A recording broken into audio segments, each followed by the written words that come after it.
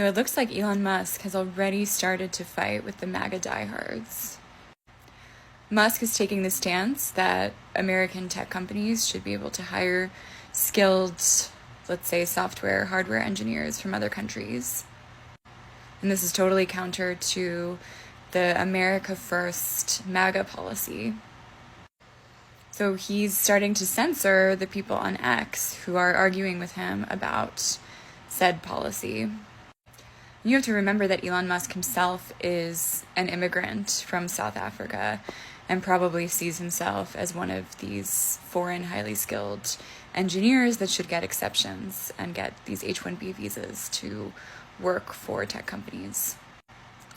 But the, diehard, right-wing, anti-immigration MAGA people are shooting back and saying, well, we have to then focus on the American education system and develop more software engineers and highly skilled workers here as opposed to importing them from other countries.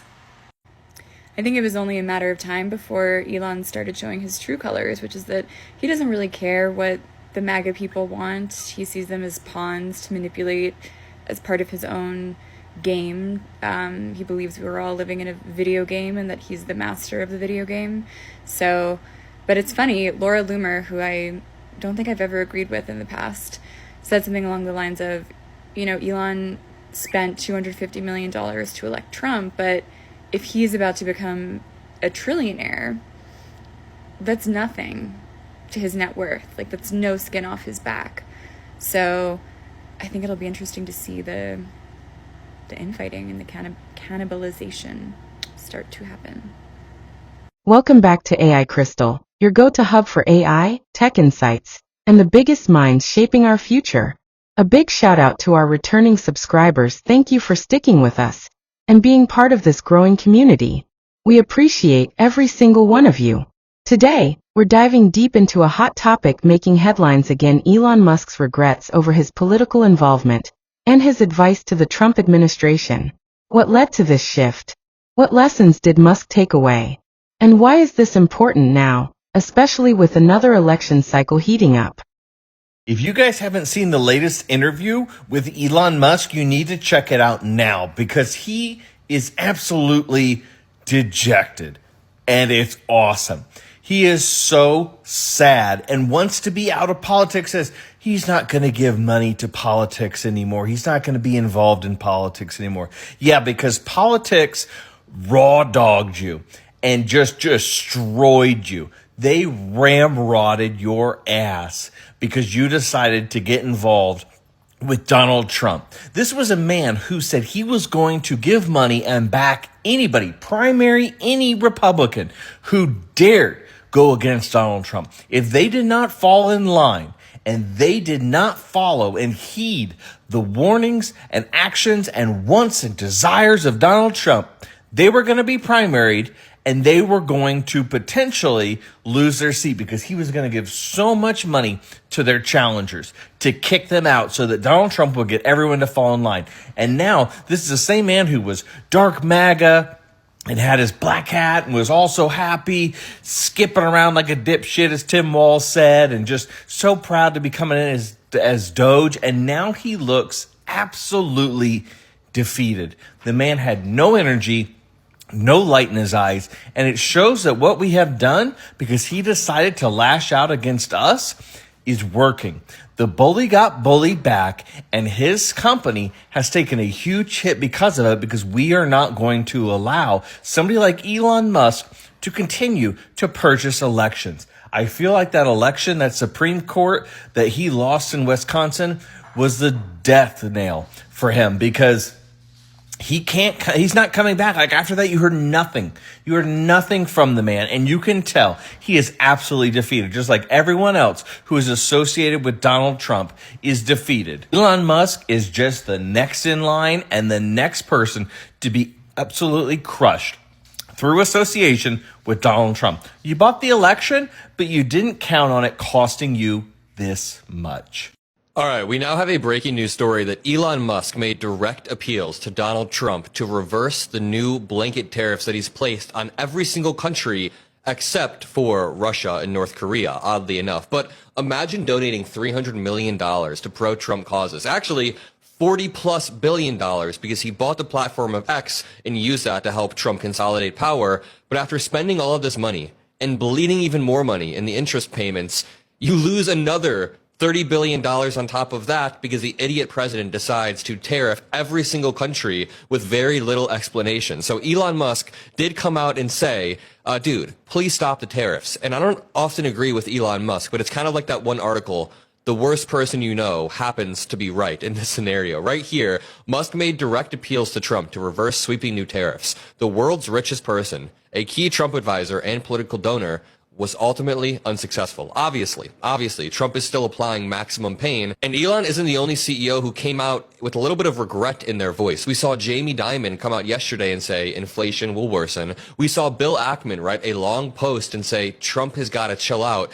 Dave Portnoy said he's down $7 million. Even that random live streamer Aiden Ross, I made a video about this, he's down $10 million as well. Before we even dig into this Elon Musk story, let me show you this interview of him a few days ago where he's basically saying he wants Europe to be a tariff-free zone. So at the end of the day, I hope it is agreed that both Europe and the United States should move, ideally in my view, to a zero tariff situation, effectively creating a free trade zone. A free trade zone with zero tariffs. That's why you did everything you could to help usher in the most protectionist, aggressive trade era in American history. What are you talking about, dude?